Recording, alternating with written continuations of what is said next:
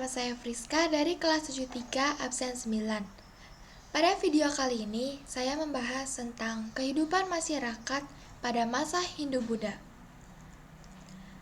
Ada 4 teori masuknya Hindu-Buddha ke Indonesia. Teori pertama, teori Waisya. Teori kedua, teori Ksatria. Teori ketiga, teori Brahmana. Teori keempat, teori arus balik. Teori Waisya.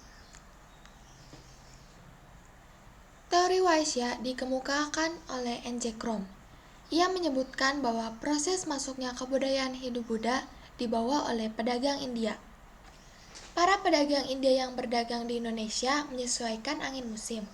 Sambil menunggu perubahan angin, mereka dalam waktu tertentu menetap di Indonesia. Selama para pedagang India tersebut menetap, memungkinkan terjadinya perkawinan dengan perempuan-perempuan pribumi. Menurut N.J. Krom, mulai dari sini, pengaruh kebudayaan India menyebar dan menyerap dalam kehidupan masyarakat Indonesia. Teori Ksatria. Ada 3 pendapat. Pendapat pertama, Sissy Berg menjelaskan bahwa golongan ksatria yang turut menyebarkan kebudayaan Hindu-Buddha di Indonesia. Para ksatria India ini ada yang terlibat dalam masalah perebutan kekuasaan di Indonesia. Bantuan yang diberikan oleh para ksatria ini sedikit banyak membantu kemenangan bagi salah satu kelompok atau suku di Indonesia yang bertikai. Sebagai hadiah atas kemenangan itu, ada di antara mereka yang kemudian dinikahkan dengan salah satu putri dari kepala suku atau kelompok yang dibantunya. Dari perkawinan itu, para ksatria dengan mudah menyebarkan tradisi Hindu-Buddha kepada keluarga yang dinikahinya tadi. Pendapat kedua, sama seperti yang diungkap oleh Sissy Berg, Mukherjee juga mengatakan bahwa golongan ksatria dari India lah yang membawa pengaruh kebudayaan Hindu-Buddha ke Indonesia. Para ksatria ini selanjutnya membangun koloni-koloni yang berkembang menjadi sebuah kerajaan. Pendapat ketiga, J.L. Muntz mencoba menghubungkan proses terbentuknya kerajaan-kerajaan di Indonesia pada awal abad ke-5 dengan situasi yang terjadi di keluarga kerajaan di India Selatan melarikan diri ke Indonesia sewaktu kerajaannya mengalami kehancuran. Mereka itu nantinya mendirikan kerajaan di Indonesia. Teori Brahmana. Teori ini diungkap oleh J.C. Vandler. Dia mengatakan bahwa kebudayaan Hindu-Buddha di India yang menyebar ke Indonesia dibawa oleh golongan Brahmana.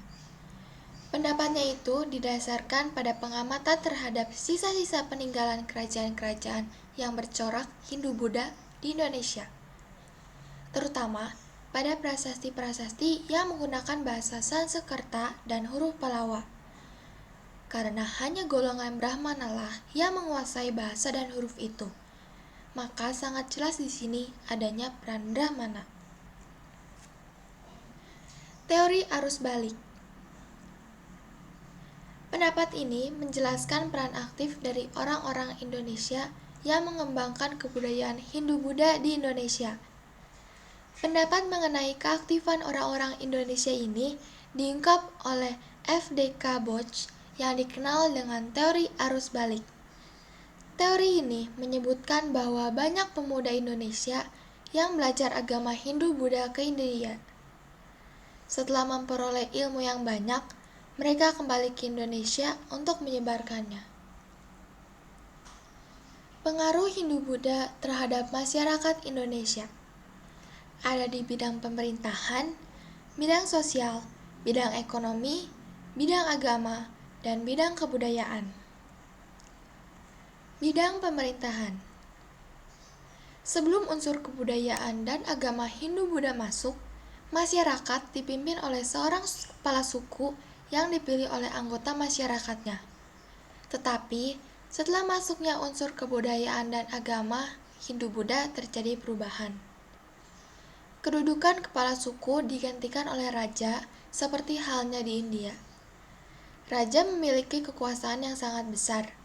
Kedudukan raja tidak dipilih lagi oleh rakyatnya, akan tetapi diturunkan secara turun-temurun. Bidang sosial. Pengaruh Hindu-Buddha dalam bidang sosial ditandai dengan munculnya pembedaan yang tegas antar kelompok masyarakat. Golongan Brahmana, pendeta, menduduki golongan pertama. Ksatria, bangsawan dan prajurit, menduduki golongan kedua. Waisya, pedagang dan petani, menduduki golongan ketiga. Sedangkan Sudra, rakyat biasa, menduduki golongan terendah atau golongan keempat. Bidang ekonomi.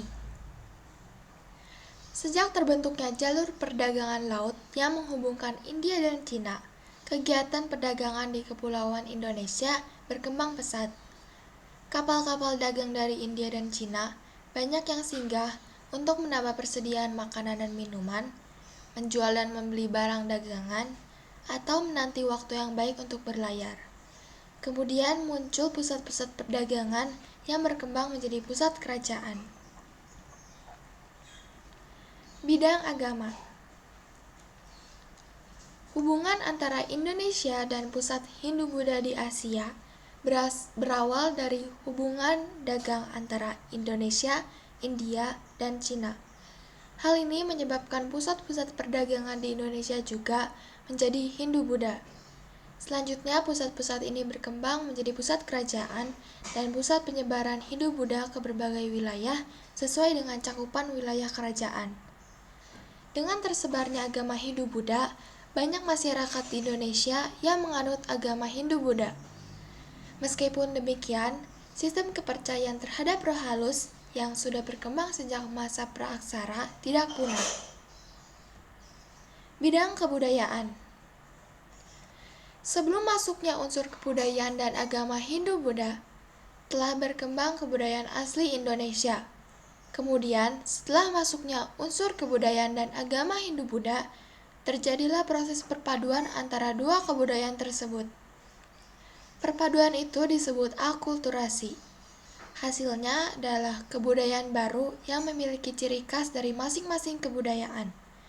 Contoh hasil akulturasi antara kebudayaan Hindu-Buddha dengan kebudayaan asli Indonesia antara lain sebagai berikut. Seni bangunan. Bentuk bangunan candi di Indonesia pada umumnya merupakan bentuk akulturasi antara unsur budaya Hindu-Buddha dengan unsur budaya asli Indonesia. Bangunan yang megah, patung-patung perwujudan dewa atau Buddha, serta bagian-bagian candi dan stupa adalah unsur dari India. Bentuk candi-candi di Indonesia pada hakikatnya adalah punden berudak yang merupakan unsur Indonesia asli. Seni rupa dan seni ukir. Masuknya pengaruh Hindu-Buddha membawa perkembangan dalam bidang seni rupa, seni pahat, dan seni ukir. Hal ini dapat dilihat pada relief atau seni ukir yang dipahatkan pada bagian dinding candi. Misalnya, relief yang dipahatkan pada dinding-dinding pagar Langkan di Candi Borobudur yang berupa pahatan riwayat Sang Buddha. Di sekitar Sang Buddha, terhadap lingkungan alam Indonesia seperti rumah panggung dan burung merpati. Sastra dan aksara. Berkembangnya karya sastra, terutama yang bersumber dari Mahabharata dan Ramayana, melahirkan seni pertunjukan wayang kulit. Isi dan cerita pertunjukan wayang banyak mengandung nilai-nilai yang bersifat mendidik. Cerita dalam pertunjukan wayang berasal dari India, tetapi wayangnya asli Indonesia. Peninggalan-peninggalan masa Hindu-Buddha. Yang pertama, Candi Borobudur. Yang kedua, Candi Prambanan. Yang terakhir, Yupa. Sekian video pembelajaran dari saya. Mohon maaf bila ada kata-kata yang salah atau kurang. Terima kasih dan stay healthy. Bye-bye.